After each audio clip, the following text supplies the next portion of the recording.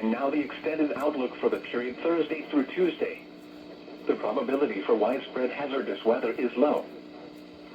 Here's the hazardous weather outlook for the following counties: Adams, Cumberland, Dauphin, Juniata, Lancaster, Lebanon.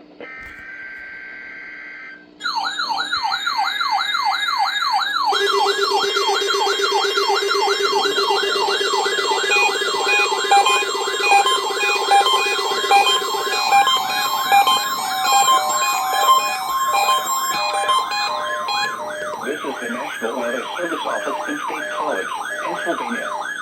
The tones you just heard were a test of the specific area message encoding and tone alert systems.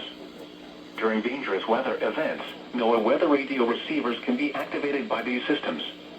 A message with information about a watch or warning would follow. Tests of these systems are normally conducted by the National Weather Service between 11 a.m. and noon each Wednesday. If there is a threat of severe weather, the test may be postponed until the next good weather day. Repeating, this was a test of the specific area message encoding and tone alert systems.